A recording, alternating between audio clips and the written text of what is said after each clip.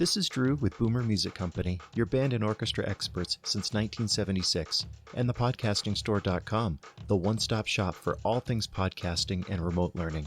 This is your weekend update. Well, greetings and welcome to your weekend update. The weather has turned. We had about a 30-degree drop in just one day, and we even had, it was a weird juxtaposition because we had 2 early release heat days at school, and the second one of those was when it had started raining when the weather had turned. So fall is coming. It isn't here officially yet, according to the calendar, but according to the Mercury, it's definitely getting there, and I couldn't be happier. It's been way too hot for way too long. So this week on The View from the Road, it was a in-service day for the teacher, so I did not get to see many people at all, and that was fine. I was able to just deliver the things that I needed to the offices, and the teachers got that stuff, what I refer to as a dump and run. But we have really done a good job of getting caught up on a lot of different things, and that includes the supply chain. So in that video, I had a supply chain update. So check out that clip and see what's going on as far as that stuff goes. And then supply chain update, instruments. We've had a bunch of stuff on order for a while, and some of it come in. 70 full-size violins just arrived. We also got some more string instruments fill in as well, and those are being run through the shop and set up. And then I know we've got some trumpets and trombones arriving this week as well, and a bunch of those are spoken for. So we're getting stuff in as quick as we can to fulfill the orders and the wait list. And again, thank you all for your patience. The cause of this problem is that music has been so popular and that people are really wanting to participate in it. So the update on that update, yes, the trumpets and trombones arrived, and there's still some of those that are unspoken for. So if you're in need of instruments, give us a call, stop by. We probably have them, which is something we haven't been able to say with certainty for a bunch of the summer.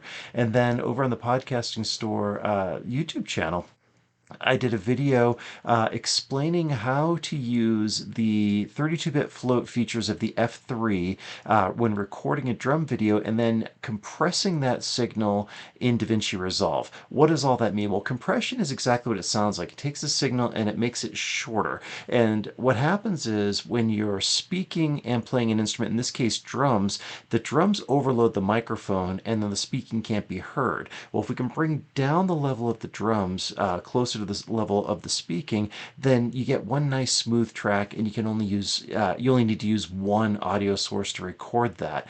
Well, a clip from the video that I'm about to show you is showing how to use the compressor in Davinci Resolve and kind of what the theory is behind that. So check that out. So if we come over here to our compressor, what we want to set is what's called our threshold. The threshold is the level at which the compression is going to take effect. Now, because of where he is in his speaking, I actually want to set that threshold down here, in my opinion, probably somewhere right around about 27 would be good. Now, the ratio is what's going to be really important. What that is everything that's over that threshold, how much is it going to be reduced by? So at the moment, it's about 2 to 1. So for every 2 decibels over the threshold, it's going to be reduced by to 1. I want to set this fairly high because the drumming is really, redlining all over the place. So I'm actually going to get very aggressive with this and go up to about a 7. So watch that drum video, and for that matter, that tutorial, and you'll see it's a really great tool to be able to use when you've got one single audio source, but your louds are really loud and your softs are really soft, and a way to kind of smooth that out and to make it something that's really listenable and kind of crunch down that dynamic range. And then another video over on the Podcasting Store's YouTube channel was an unboxing video. On Stage and the Music People sent me their ASB 700 podcasting bundle to try out and to do an unboxing video, and that's exactly what I did. And so I had a lot of fun doing that one, and it's a fairly lengthy and in-depth dive into it, which I'm very proud of. But I also wanted to show how you can orient the microphone for best results depending on what your situation is. Check out the clip from that video for tips on how to do that. The other thing that I wanted to point out is I've got this set up like this, but it's kind of in the way of my computer. Well, what I can do is tilt everything around like this if I wanted to.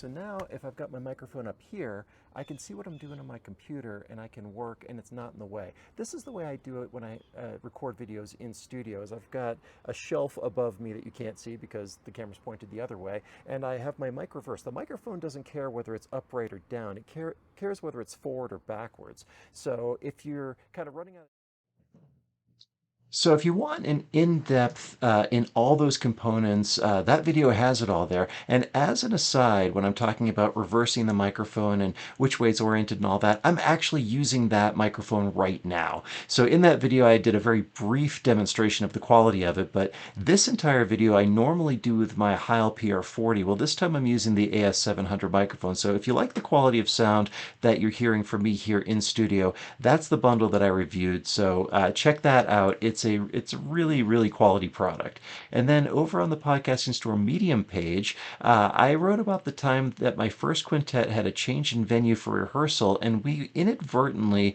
were playing the most inappropriate song possible for an audience that was involuntary, as I put it. Well, I'll spoil the surprise on this one. The song was Little Brown Jug, which, if you know anything about the history of music, is a song about alcoholism.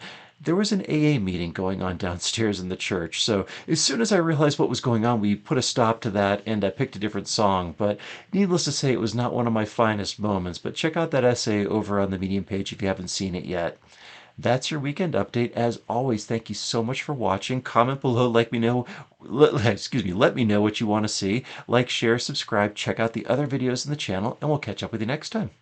If you enjoyed the Weekend Update, do me a favor and follow us on social media, subscribe to our YouTube channels, or visit our websites. This is Drew with Boomer Music Company and thepodcastingstore.com. Thanks for listening.